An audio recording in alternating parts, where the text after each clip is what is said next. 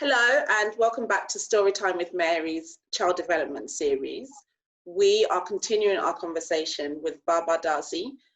Baba Dazi is a clinical psychologist from Hearts and Minds Aloud. Hello Baba, how are you? I'm very well, Mary, and it's good to see you. Perfect, it's great to see you too. So last week we spoke about diversity, and a key topic in diversity was around children's mental capacity and their ability to learn at different stages. Today we want to talk about how do we support children in learning, how do we create the best environment for children to learn in terms of how long do you teach them before they get bored, basically. So Baba, I want to ask you a little bit about duration and the length of time we should be teaching children for, especially young children, from up to 5 years. Yeah, we know that learning goes on throughout the day. Even when they're spending time with you, there's a bit of classical conditioning going on there in that they learn to ask for what they want, even if it's just through crying, because they know that they express themselves that way and then their needs are met. So that's a big way that children learn, and it happens throughout the day. So you wouldn't necessarily time that. Now for older kids, between 3 and 5, you find that you could find a child engage between anywhere from 3 to 5 minutes, 3 to 8 minutes on a single activity that interests them. So again, we always come back to interest. Interest is a big part of it. Okay, so you could get them engaged for about 5 minutes on one activity, and then they move on to the next. So they could probably learn to play for about an hour and all, but in different activities. For 4-year-olds, for example, 4 to 5-year-olds, you could have them focus on an activity of interest, and even ignoring distractions like being called for food or being called for a different task. Okay, so they might be a bit more focused. And again, moving on to different activities of interest. So on the average, or maybe in terms of research, we find that about 5 minutes to 8 minutes is expected for a child to spend engaged in an activity of interest. However, they'll probably move on to something else that catches their attention. So maybe more than timing, we find what engages them the most and what they're able to benefit from the most. Perfect. Thank you. So you speak a lot about activities of interest. What about when it's not interesting to them? So if you're teaching a child to read or to spell their name, because I've had some real tantrums there. And so what happens when it's not of interest? And, and on that same topic, how do you judge when, they're emotionally, or ready to learn, because maybe the topic is not of interest to them? And how do you judge the mood? And do you wait till they're in the right mood, or do you create that environment for them to learn in? Yes.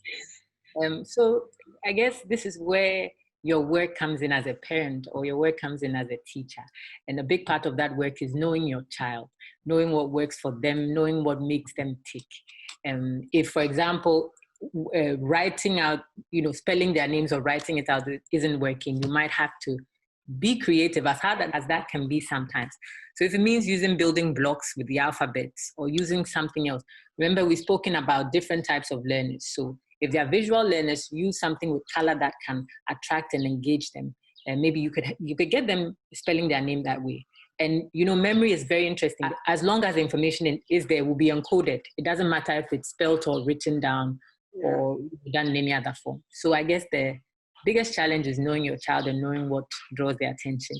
In terms of setting up the best environment for them to learn, as a parent or as a teacher, you have a very important role in making sure that what they need is available. If the activity requires space, there should be space. I believe that a certain degree of order is important. That being said, you might have all of that and the child might not be ready. They might be throwing tantrums and they might have a fit. And this is where a concept called co-regulation comes in. It might be hard for the child to self-regulate at that age. So what you do is to encourage them and support them and help create a nurturing environment for them. So if it's anger, if they are going through a fit, or if there's some kind of fear going on, you want to be able to address that and help them almost de-escalate, get to a state of balance so that they are ready to build whatever knowledge that they can through the activity that you want them to be engaged in. No, that makes a lot of sense. Yeah, that makes so much sense. And like I said, I've had, during this lockdown, I've had my own challenges with my 4-year-old, trying to support her to learn how to write. And we've had some real tantrums, but we've broken through the tantrums and we're in a happy place where she really, really enjoys learning to read and write now. So I think you're right, as parents we can be as supportive as we can be to try and foster that environment.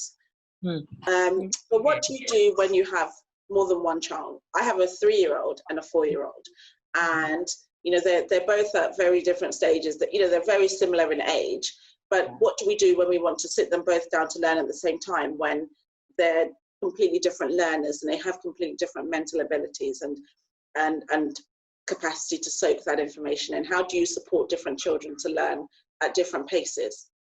It can be very tempting for parents to, you know, decide that this is the predetermined learning period. And so, you know, both my children, all 3 of them learn at this time, especially when they are very close in age. However, we know that with everything we've said about disparities in mental ability, interest, and you know, differences in attention span, this is something that parents should pay attention to. Again, it's really important to know your child, and it might mean you doing more work. If you have to find different times for them to learn, that's by all means, that's what you have to do. If you want to benefit from them, if you want to see that they are making progress, right? If you want them to genuinely make progress, because also talking about emotional states, there's one of your children might be ready, might be calm, might be interested and ready to receive whatever you're teaching them, if you are teaching an actual lesson or if they have to learn through play. The other child might be sleepy or irritated or, you know, just not ready. And you might be doing the child and yourself a disservice if you are pushing them to sit through the whole, let's say, hour or 30 minutes of learning. You would have ticked the box, but they probably wouldn't have benefited. So it's important to pay attention to who they are, you know, when they are most productive, and then probably develop a learning structure. Even if it's through play, you develop one that is specific to each child. Yes, we know it's a lot of work, but I guess generally parenting is a lot of work. So it is a lot of hard work, but thank you. I think this series that we're putting on is really helpful and useful for parents. We've had some great feedback so far around how, you know, it's been really educational, and I'm really grateful to you, Baba, for continuing this conversation with us. I think this is a really important topic around how we support children to be the best they can be, and how we help to create the best learning environment as parents and carers of young children. So thank you so much for today. It's been absolutely fantastic talking to you again, Baba. And Baba, just before we go, how do we get in touch with you if we want to continue this conversation with you? All right, Mary. So as always, I'm reachable via email on heartsandmindsallowed@gmail.com. On Facebook and Instagram is Hearts and Minds Allowed as well. I'm also excited that I get to be here with you every week, and I'm encouraged that people think we are doing meaningful work.